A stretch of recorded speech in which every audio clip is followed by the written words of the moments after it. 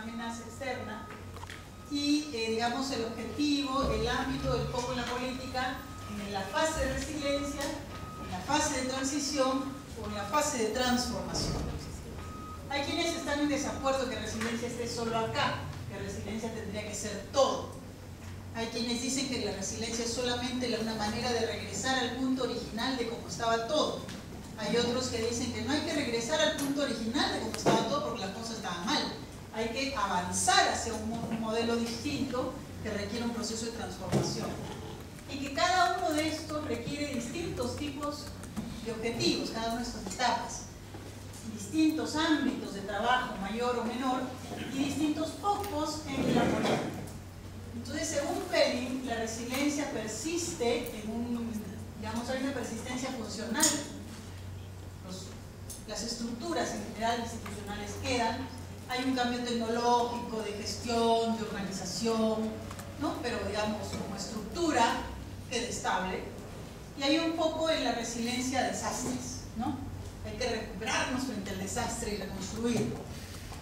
Según Pelling nuevamente, ¿no? La transición es reconocer el potencial complejo de los sistemas a través de ejercitar los derechos. Y el ámbito, ¿no es cierto?, se va fundamentalmente a los cambios en las prácticas de gobernanza, como el ejercicio de los derechos. Y el foco en la política va a la implementación de responsabilidades legales y públicas de los actores privados, ¿no?, ejercitando sus derechos como ciudadanos. Digamos, para Pelling esta es una etapa de transición. Y además existiría, digamos, entre comillas, la etapa de transformación, en donde el objetivo es reconfigurar las estructuras del desarrollo, cambiar la lógica y pensar en otros paradigmas de desarrollo distintos. Por eso es que yo decía, el cambio climático no es ni ambiental ni de desastres, es el desarrollo, es un reto del desarrollo. Y además el ámbito es la reforma de la política económica, en normas culturales, en paradigmas científicos. Y por cierto, el foco en la política es a través de nuevos discursos. Entonces, en esa lógica tenemos que ir viendo dónde estamos, dónde nos estamos colocando, con qué pies estamos colocándonos respecto al concepto de resiliencia, respecto al cambio climático, y dentro de eso al agua, a la construcción, a la erosión costera, cualesquiera que sean los temas que prioricemos. Y no es que uno esté mal o no menos, de repente estamos aquí camino hacia esto o qué, ¿no? Por lo menos a mí me pareció bien interesante este cuadro porque nos marca, digamos, dónde podemos estar parados, para empezar, para entendernos también, ¿no? Tenemos que entendernos también entre nosotros. La siguiente. Además se habló de diálogo de saberes, nosotros le llamamos construcción social del conocimiento, en el cual se combinen variedades de tipos de conocimiento respecto a una misma localidad, geos, trabajo comunitario, ¿no?, quebrada verde, trabajo científico. Para poder entender el contexto territorial necesitan la mirada de todos y además a lo largo del tiempo. Claro, a veces no importa lo que sepas del pasado porque lo que está ocurriendo es absolutamente nuevo, nunca antes había pasado, ¿no? Pero también hay que tener un referente. Entonces tenemos el conocimiento técnico y hay metodologías para recogerlo. Es codificado, es información censal, factores ambientales, data, el conocimiento de expertos, ¿no?, talleres, entrevistas, más conocimientos profesionales especializados exclusivamente en algunos temas, y el conocimiento comunitario, que es más tácito, ¿no es cierto?, es más de la localidad. La siguiente. Considerando todos estos elementos, es que pensamos que podemos apostar por una gobernanza y sostenibilidad en el territorio y desde las ciudades, con una mirada de la calidad ambiental de la ciudad metropolitana o la ciudad en particular, cualesquiera que ésta sea, la naturaleza dentro y alrededor de la ciudad con sus interacciones, y el territorio como parte de un ecosistema mayor. Y bueno, este es nuestro afiche de Foro Ciudad. Lo hicimos hace, ¿cuánto? 15 años. Hace 15 años ya estábamos mirando la ciudad como parte de un ecosistema mayor, de cuenca, de selva, de sierra, de costa, Ya estábamos mirando la ciudad no solamente como el espacio físico que habita la urbe en sí misma, sino en su interacción con otros ecosistemas. Ya estábamos mirando el tema de la contaminación ambiental. Ya estábamos mirando una serie de cosas. O sea, en realidad es una relectura de las cosas que veníamos planteándonos. Y además, de la lógica de las ciudades para la vida. Porque también tuvimos ese debate de desarrollo sostenible, pues, y al final llegamos a la conclusión que era mucho rollo. Ciudades para la vida. Porque ciudad sostenible no cocinaba, ¿no? Y incluso un amigo arquitecto, cuando le hablé de construcción sostenible, me dijo: pero Liliana, todas las construcciones se sostienen. Era un rollo que no cuajaba, ¿no es cierto? Ciudad para la vida. La siguiente. Entonces, en esa lógica son nuevos actores. Ya ni siquiera esa gobernanza no es solamente los actores humanos, también hay los actores no humanos. ¿No es cierto? Comenzamos a conversar acerca de cómo la naturaleza participaba o no participaba en los procesos, ¿no? Y cómo se lleva la playa de las Delicias, la del mar, ¿no? Y cómo el mar está reclamando su territorio en la Costa Verde también, o el río. Entonces, manejar sosteniblemente estas interacciones genera una gobernanza concertadora, ¿no?, para la sostenibilidad. Y la lógica del foro siempre ha sido esa: concertar, buscar, conciliar, concordar, coordinar, en donde se pueda conciliar, por supuesto, y ver la manera de construir acuerdos. Construir acuerdos y trabajar en conjunto. La siguiente. Y de esa forma, hacer procesos de construcción, la siguiente, social del conocimiento. Agenda 21 primero, presupuesto participativo para conectar plata con agenda, después construcción sostenible, y de ahí hemos aterrizado al cambio climático. Pero ha sido una aterrizada, ¿no sé cómo? Caímos al tema. La siguiente. Pero nos hemos encontrado con muchos discursos y seguimos en el dilema de saber si es viable o no este discurso del desarrollo sostenible que armoniza, ¿no?, lo social, lo ambiental, lo económico. Qué bonito suena, pero no pasa. O sea, es posible, es la anterior, es viable, ¿no es cierto?, armonizar y reconciliar, por ejemplo, distintos enfoques de gobernanza del agua, que es que ve el agua como una mercancía. Si no la pagas, no la tienes, y todo se define con la tarifa. Si sube la tarifa, baja el consumo. Ya está resuelto el problema, se acabó una medida económica, punto. Ese discurso, pero así en Ligua hemos tenido un proyecto de investigación sobre el agua toda la vida, todos los 8 años de la investigación teníamos siempre alguien que aparecía con ese discurso. Otros que lo veían como derecho humano y también como un discurso en paralelo al respecto, que también es válido. Otros más bien como un derecho a la naturaleza y los seres vivos y el balance ecosistémico, el balance ecológico de la cuenca, el balance hidrológico, ¿no? Y otros como un sector: meto el agua en un tubo, sale por el caño, se va por el retrete y ya está, listo, se acaba el problema. Punto. ¿No? Y cómo concilias las distintas miradas respecto al agua, que además cada una tiene una lógica y un sentido. Porque si no ponen el agua en un tubo, ¿cómo tenemos agua en el caño? O sea, tiene que haber alguien que tenga esta mirada. Y si no tenemos a alguien que tenga una mirada de derecho a la naturaleza y de las lomas se nos pierde. Y si no vemos a alguien que vea el derecho humano y que todos tenemos derecho a acceder a un agua segura, también eso sería un problema. Y si no hay negocio, todo se cae, también se puede caer. ¿Cómo se armoniza? ¿Es viable? Si nos vamos a la gobernanza de las ciudades, también hay un discurso en paralelo. La ciudad global, ¿no? Saskia Sassen con todos sus libros. Incluso hay el informe de las ciudades del mundo, ¿no?, de Naciones Unidas. Y también hay un discurso de la ciudad popular, que ven solo los barrios y que no ven el resto de la ciudad, ni la ciudad como un conjunto, como un todo. O la ciudad verde, la estructura ecológica, ¿no?, los parques, el sistema metropolitano. O incluso el discurso de la ciudad compacta. La forma urbana es lo que es, punto, ¿no? Entonces, en medio de estos discursos, también hay, por supuesto, los discursos de desarrollo. Y que además, con coincidencia, más o menos se van emparejando, ¿no? Esto que van diciendo el desarrollo es el procrecimiento. Crecimiento. ¿Y por qué no puede ser de crecimiento? Hay un artículo de un señor que ha escrito esto de Prosperous Way Down. La prosperidad hacia abajo. O sea, ¿por qué tiene que ser crecimiento? ¿Por qué no puede ser pensar en cómo hacemos para decrecer? En Perú hay una ciudad que no crece, decrece, La Oroya. En Uruguay es uno de los primeros países que no está creciendo, está decreciendo. O sea, ya la tendencia al crecimiento está primero bajando, ya no es rápido crecimiento, ya fue. El rápido crecimiento de las ciudades en Perú también ya fue. Es cada vez menos. Se ha desacelerado y encima hay zonas que comienzan a decrecer. Hay otros más bien que tienen un enfoque de desarrollo pro pobres.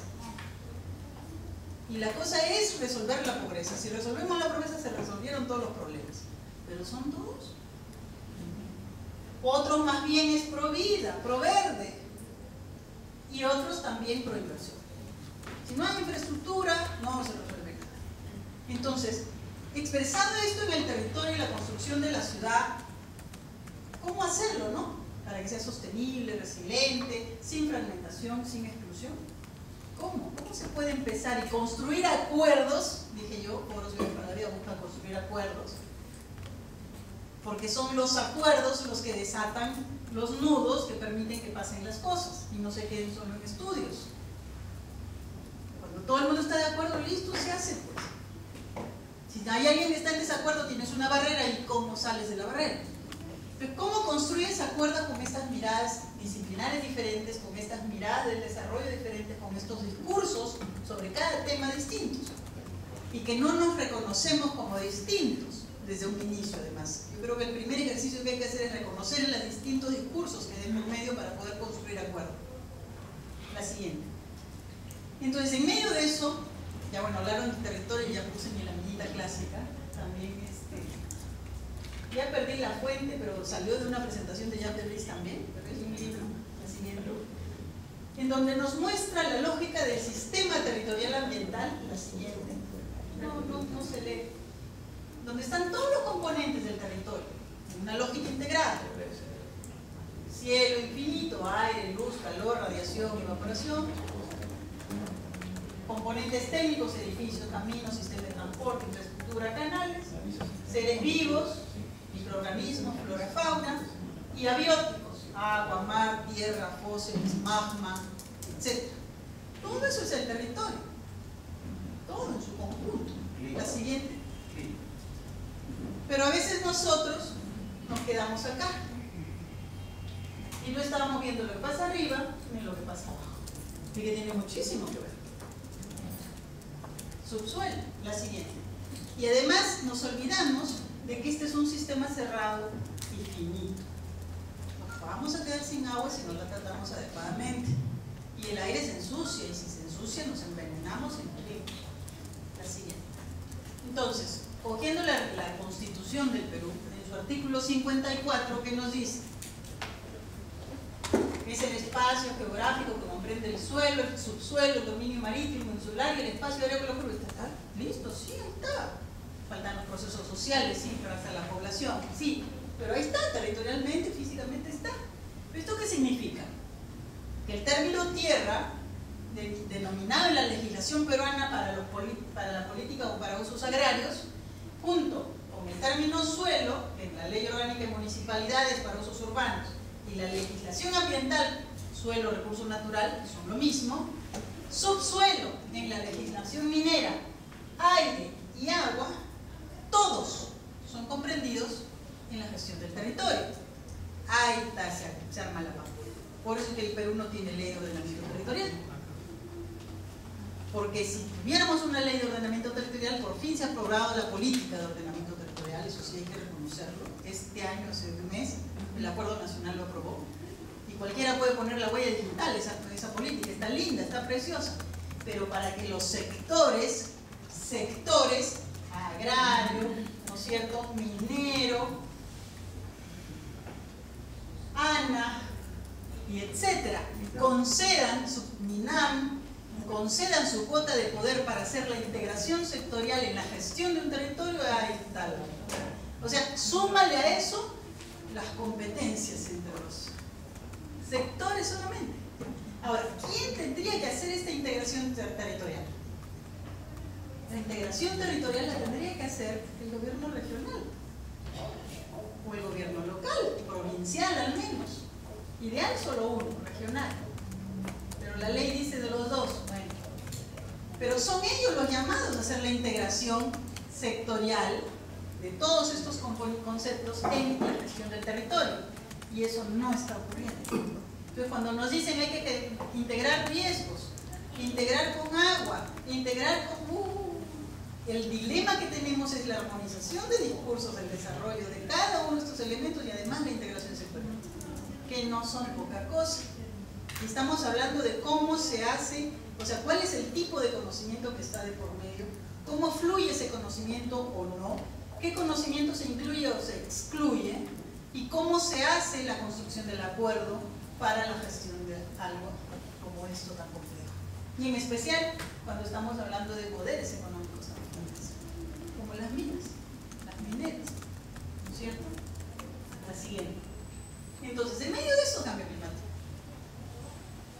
El Perú es uno de los 10 países más vulnerables al cambio climático, lo dice un informe por ahí del IPCC. Antes decían que uno de los 3, pero ahora salió este otro que dice que uno de los 10. Fundamentalmente porque ya vivimos alto estrés hídrico, ya tenemos una serie de riesgos de desastres, sequía, lluvia intensa, inundación, huaicos, ola de calor, ola de frío, el friaje de la sierra ya no es un incidente, ya pasa todos los años, ¿no? Y hay así, uno se para y 4 metros de altura de nieve, ¿no? Al costado de las carreteras en la Lima y Sur. Subida del nivel del mar, desertificación, ¿no? Deforestación, etc.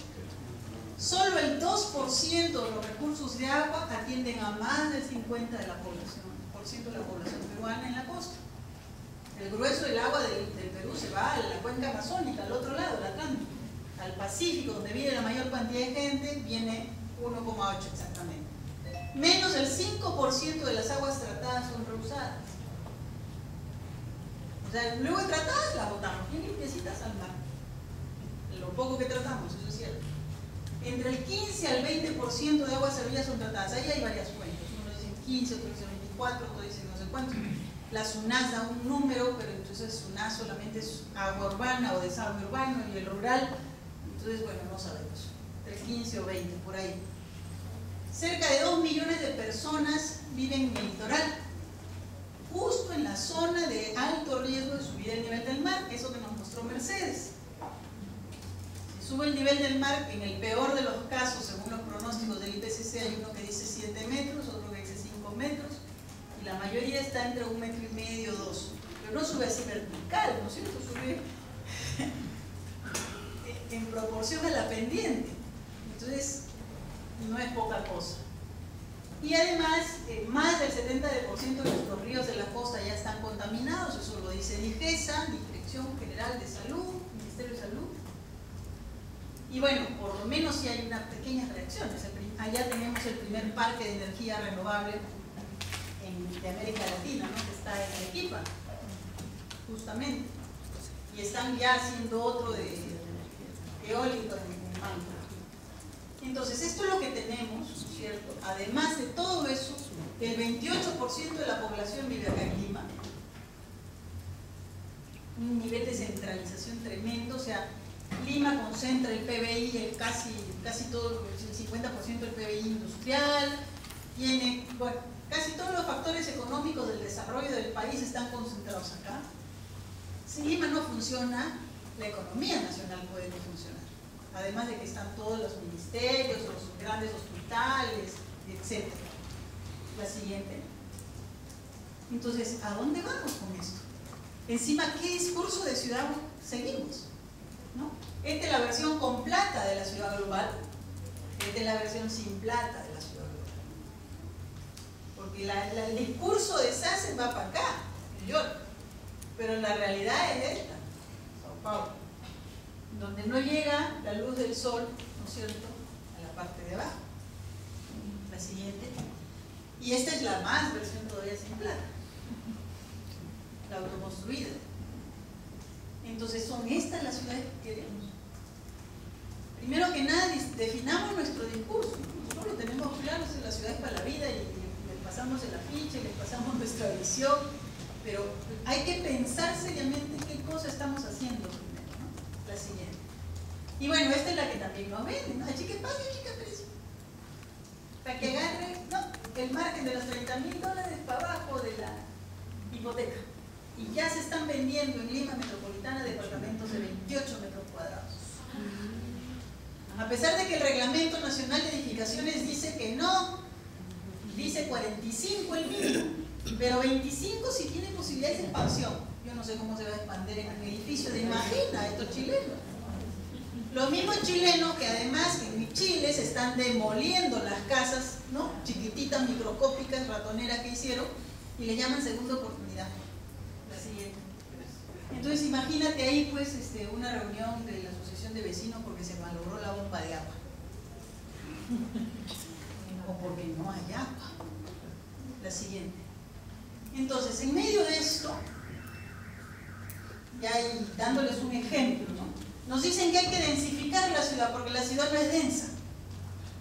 Entonces, bueno, vamos a la data, pues, no es densa, ¿no? Ya, venga usted, Censo Nacional, venga usted, mapa de la ciudad. Censo Nacional, esto no es mío, entre 330 y 1200 o más de 1200 habitantes hectárea, que es alta densidad. Fíjense acá cómo está. Todos esos son para los que no son de Lima, los famosos conos. Ahora se llama Lima Norte, Lima Sur, Lima Este. O sea, las zonas que usualmente eran las más pobres de la ciudad. Y allí donde se ha dado mayor parámetro urbanístico para construir, los arquitectos lo saben, coeficiente de edificación, altura de edificación, ese edificio de al frente, ¿no es cierto?, es justamente acá, Miraflores, marroncito. ¿Qué densidad? 110 a 330. ¿Qué pasó? Entonces, la densidad está acá, donde las casas son bajitas, 2 pisos, máximo 3. Y al tercero es un cuarto de covacha de triple, igual acá. Y acá, donde hay más capacidad constructiva, menos gente. Eso se llama densidad constructiva, pero no poblacional. Entonces el hecho de que le des más construcción no quiere decir que va a haber más gente. Ahí está. Y entonces, encima de todo, el discurso es una cosa, pero la realidad es otra. Chaca, más lío. Nos dan el discurso de la ciudad compacta, nos dan el discurso de que debemos densificar, pero en realidad lo que estamos haciendo es generando más metros cuadrados construidos para que alguien haga negocio. Pero no estamos resolviendo el problema de la ciudad. La siguiente. Y esto es lo que Carlín, que no es su caricaturista lindo, errar es urbano. No funciona la cosa. Entonces una cosa va por un lado y otra cosa es lo que realmente pasa. Ahora, efectivamente en esos edificios de departamentos debe haber más gente, pero eso no quiere decir que haya más de lo que ya los barrios populares por su propia cuenta, con autourbanización y con autoconstrucción, están logrando, y con menos altura. Y sin negocio las constructoras, perdón. La siguiente. Entonces Lima ha tenido muchos eventos ya críticos. 15 de enero del 70 llovió 5 horas, 17 milímetros, casi el doble de lo que llueve en todo un año en la ciudad. Se armó el desastre. 2.000 viviendas colapsaron. Toda la vía expresa, que la van a conocer el jueves, se llenó de agua, era una Venecia, no hay drenajes. ¿No es cierto? 150 magos de incendio, cataratas en la quebrada Armendáriz, todas las bajadas a la playa eran cataratas. 23 de febrero del 98, fíjense la distancia entre el 70 y el 98, un niño. Se vino, descubrimos que la bendita quebrada de Huaycaoloro había sido el río de Huaycaoloro. Y se activó, llovió ahí arriba, en la montaña, y se vino el Odazán, que casi entra a Palacio Gobierno. Casi, por un pelito. A puertas del convento de los Descalzos. Y ahora más cerca del 98 al 2012, este año nos salvamos, este año se fue a Arequipa y a Trujillo, perdón, por lo de las inundaciones. Pero allí se nos vinieron una tanda de lluvias, pero en una zona que nunca antes había llovido. Es lo que le llaman el DANA, es lo que me ha explicado este colega Eduardo Calvo del IPCC de Perú. Aparentemente las Los vientos calientes están cruzando los Andes, que ya no tienen glaciales, se vienen del Brasil, cruzan y se están desarrollando nuevas zonas de lluvia que nunca antes teníamos. El Dana.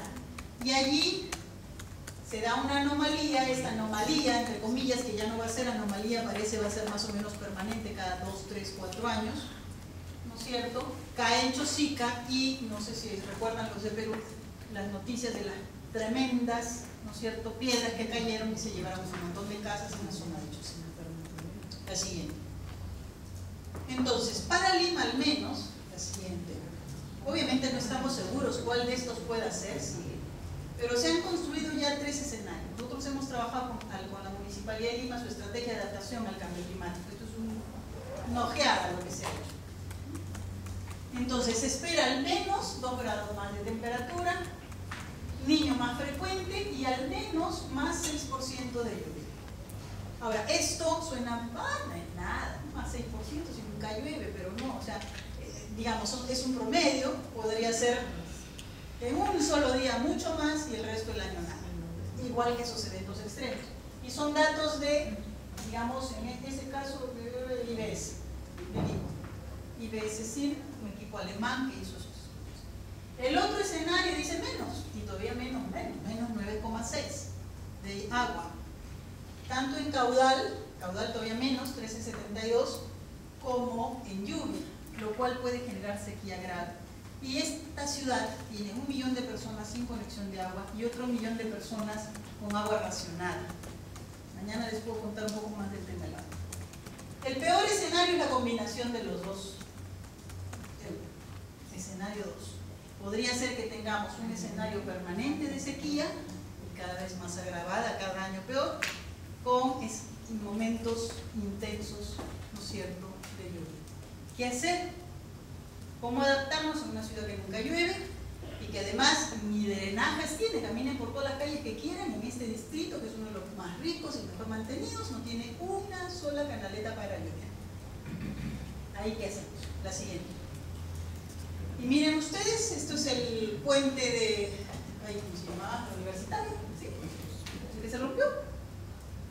Se vino un chubasco y este es el otro, Parque Villarrima. Hay un túnel que están construyendo por debajo del río, este es el mapa. Ya he decidido que no voy a pasar por ese túnel en verano, solo por si acaso. Miren lo que pasó, ahí está el túnel debajo. ¿Lo ven? Dicen que estaba previsto. Todo estaba previsto, hasta la inundación del túnel. Pero esta vaina se rompió, ¿no es cierto? Está clarísimo que se ha roto. El caudal estuvo muy por encima de lo que debía, pasa al anterior. Si se fijan acá, en el anterior, no, el anterior. Aquí esta cosa se ha roto. ¿Ven esta ruptura de acá? O sea, esto era al mismo nivel, esto se hundió. ¿Ya? Se hundió por completo. El caudal estuvo, si siempre era 540 cubos o algo así, llegó 600 años. Y esto es más abajo del parque de Villarrima, de la línea esta. Entonces, ¿qué es lo que dice, con el perdón de mis amigos de MAPE, la siguiente? El MAPE en un comunicado, ay, es que no se da mantenimiento al cauce, las municipalidades porque no limpian el cauce.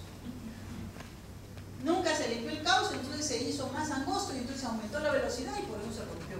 Nunca se le dio mantenimiento al puente y por eso se rompió. Nunca, o sea, todo era culpa de las anteriores gestiones.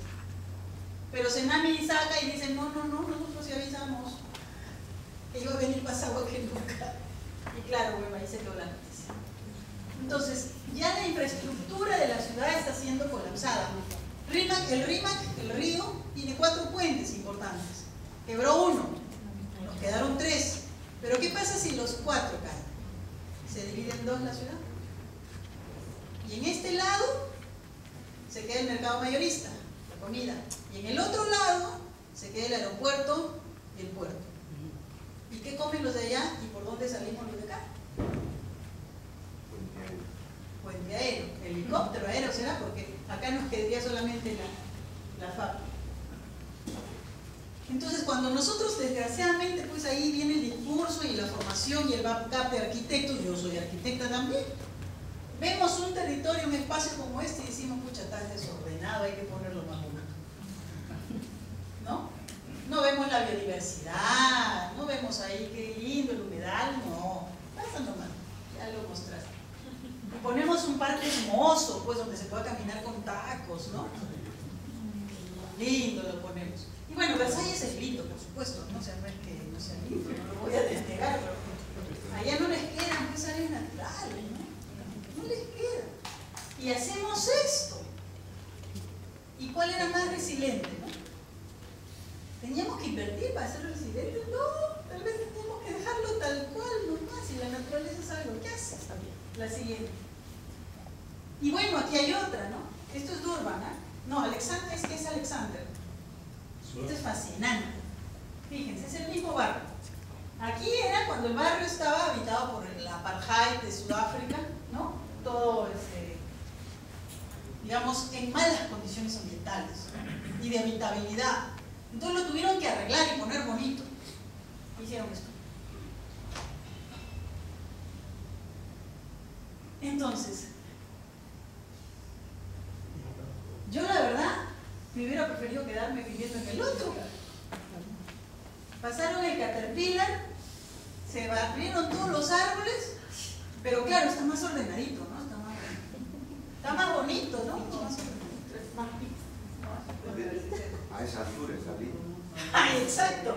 Si nos paramos aquí, bueno, Dayan no me pasó la foto de abajo,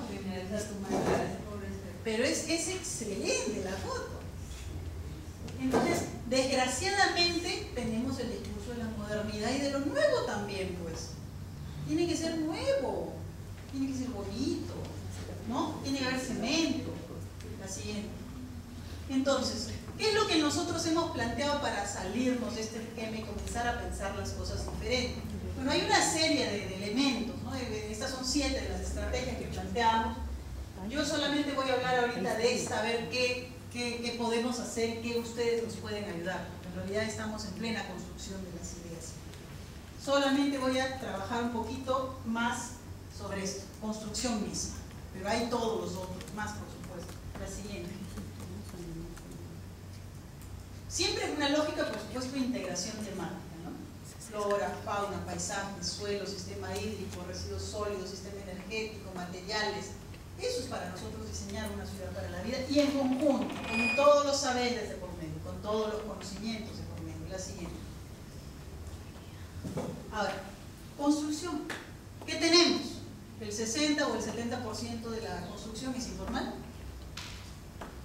Más del 80% son casa-habitación. Entonces, esta lógica del departamento no es la mayoría. El grueso, según datos censal, es casa-habitación. El sector está creciendo muy rápidamente, más del 6% en los últimos años, incluso llegó al 9%, me parece, más. En lo público se han construido 140.000 viviendas en los últimos 6 años, pero este año batieron el récord, llegaron a 50. Pero tenemos una política nacional de vivienda que promueve más que nada la inversión en el sector privado. Se han subsidiado 15.000 viviendas, pero no tienen todavía este concepto de construcción sostenible. La Oficina de Medio Ambiente, aquí con Gladys nos puede hablar más todavía, no tiene una política ambiental sectorial, hay una serie de normas que ya se han hecho, el reglamento de gestión de residuos de la construcción aprobado este año, ya comienzan a avanzarse varias cosas. Hay un programa de apoyo canadiense para la vivienda sostenible con el Ministerio del Ambiente. El Fondo Nacional del Ambiente promueve ferias de energías renovables y de mecanismo de desarrollo limpio cada año. El Ministerio de Energía está elaborando estudios de eficiencia energética y cómo hacer ahorro energético desde la vivienda. Hay experiencias de diseño bioclimático y ahorro energético desde varios lados, profesionales, universidades, independientes, incluso del sector privado. Tenemos ya el Consejo de Construcción Verde en el Perú, el Green Building Council, que promueve la certificación LEED, que es voluntaria, pero también incipiente. Solamente se están tratando de certificar edificios de tipo comercial o de oficinas, pero con criterios energéticos de Estados Unidos. Entonces cualquiera se saca el Gold o el Platino, porque no usamos tanto aire acondicionado ni calefacción. Tenemos siempre consumos energéticos menores. Y más que nada son declaraciones juradas, porque el mismo que hace el proyecto, él mismo se certifica. Y jura porque es por la patria que lo está haciendo. Eso es RIT. Y se lo manda un señor en Estados Unidos que jamás viene a verificar si eso es cierto. Pero le dan la placa después, ¿no? Hay un piloto de vivienda sostenible en Iquitos con apoyo privado, la red regenerativa y fondos canadienses del Vietnam. La siguiente. Y bueno, tenemos varios elementos, ¿no? O sea, el 70% del mercado de vivienda es en provincias, el 30% en Lima, pero el grueso de la inversión está acá. Hay un déficit cualitativo de 1.500.000 más o menos viviendas y un déficit cuantitativo de 340.000 más o menos, aunque hay otras fuentes que dicen otros, dependiendo cómo se calcula y cómo se define el déficit. Pero la política es dar vivienda nueva, es decir, cubrir el cuantitativo y el cualitativo que siga autoconstruyendo, supongo, o que caiga progresivamente.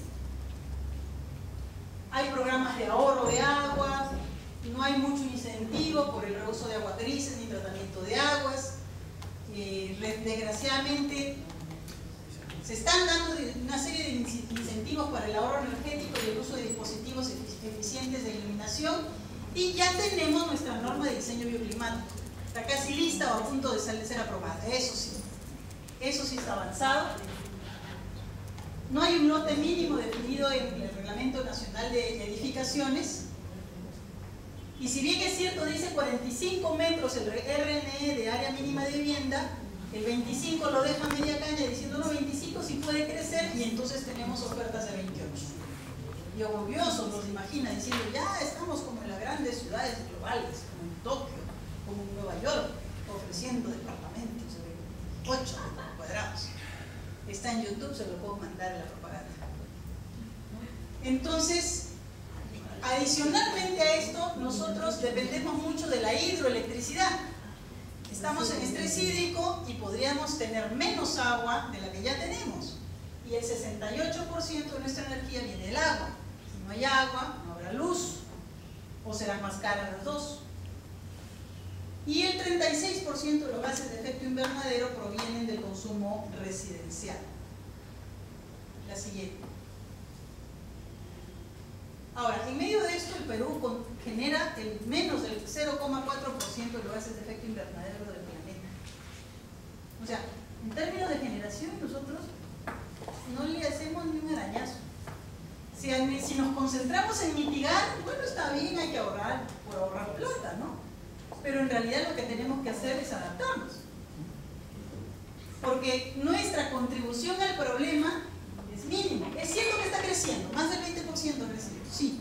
Pero 20% de 0,4, a ver, es 0,008, no es muy relevante. No tenemos datos de potencial reducción de gases de efecto invernadero por vivienda, los queremos construir todavía. No hay metas todavía nacionales de reducción. Y bueno, se está elaborando el Plan Nacional de promover la construcción sostenible en el Perú, justamente con nuestro apoyo. Por lo menos si hay este interés, que sería una especie de NAMA. Se está haciendo el NAMA de vivienda también, está ya en pleno proceso de trabajarse por parte de la ONU. Entonces, solo el 2% de los recursos de agua que atienden a más del 50%, ya lo dije, 15% de aguas salidas tratadas y de reuso mínimo, 75% de los ríos contaminados, alto riesgo litoral, y tenemos sí una serie de normas en camino, y manuales y guías, eso lo pueden ver en la presentación, la siguiente. Entonces, solo hay 2 estrategias regionales de adaptación al cambio climático de carácter urbano en proceso de aprobación. La de Lima y la de Callao. Trujillo podría ser la tercera ciudad, porque ya tiene todos los estudios. Está a un paso a tener una estrategia, pero esa por lo menos ya tiene la estrategia hecha y está en camino al Consejo para su aprobación. Los planes de acondicionamiento u ordenamiento, bueno, en este libro nosotros tenemos un concepto de acondicionamiento territorial, que es una traducción del l'aménagement du territoire. Mario Sarabia un día me confesó, punto ya, que en realidad él lo tradujo a acondicionamiento, pues no sabía que era la palabra correcta el ordenamiento. Y ya, se quedó todo el tiempo como acondicionamiento. cuando en realidad nos generó todo un lío conceptual. Al final realmente debió llamarlo siempre ordenamiento. Pero bueno, ahora ya estamos usando el concepto de ordenamiento más en el Perú, pero no incluyen tanto la variable ambiental, ni de riesgos, ni de sostenibilidad. O sea, no es obligatorio usar el mapa de peligros para asignar un uso o una capacidad de uso o una, digamos, garantizar una ocupación. Uno tiene que ver el mapa de peligros. Si saltó peligro, no, pues ya listo, no se usa, no hay uso residencial viable. Pero no se ve, no es obligatorio hacer esa correlación. Hay, les dije, varias normas técnicas en camino. Está el Código Verde de la Construcción, el acondicionamiento térmico, lumínico, pero mucha preocupación en energía. Que bueno, está bien, ¿no? Pero nuestro problema es agua. Y luego, hay municipalidades distritales que están contribuyendo. Tenemos la municipalidad de San Borja, la de San Martín y la de San Miguel, incluso la misma municipalidad de Lima, que han hecho un reglamento, una ordenanza para promover los techos verdes, para techos, paredes, balcones, todo poner verde. Y además están también haciendo catastros de árboles. En este momento, por ejemplo, Miraflores, en su catastro de árbol ha identificado que el 78% de los árboles están en la berma lateral, ¿no? Desgraciadamente, el nuevo reglamento de habilitaciones del Reglamento Nacional de Edificaciones elimina el concepto de berma lateral. ¿No? Entonces no tendríamos árboles en las nuevas habilitaciones. Y encima, desgraciadamente, como se permiten sótanos en los edificios, en el mismo edificio, se ocupa todo el espacio del lote para el sótano, entonces ese edificio del frente no tiene un árbol dentro del lote. Porque el sótano no te permite que crezca un árbol, solamente techo verde. Entonces ya no hay árbol ni en la berma lateral ni dentro del lote. Y ahí tenemos un problema serio del Reglamento Nacional de Edificaciones que requiere ser corregido. La siguiente. Y bueno, se ha hecho un FODA completo que no lo voy a explicar, solamente para que tengan una idea, en base justamente a fichas y trabajos que mandábamos por mail y les pedíamos a los expertos que nos contesten. Y expertos en la lógica de los tipos de conocimiento, ¿no? O sea, ahí tenemos a mucha gente que la estamos consultando y ha ido saliendo, ¿no es cierto?, fortalezas, debilidades, la siguiente, oportunidades, amenazas para instalar la construcción sostenible en el país y ver quién sería el abanderado o quiénes podrían ser los abanderados para sacar adelante una propuesta como esta y cuán viable es esto en el país, cuán posible de hacerse y de lograrse es. Y bueno, ahí Eduardo y Rocío, Richard ya se fue, nos han apoyado bastante en este trabajo.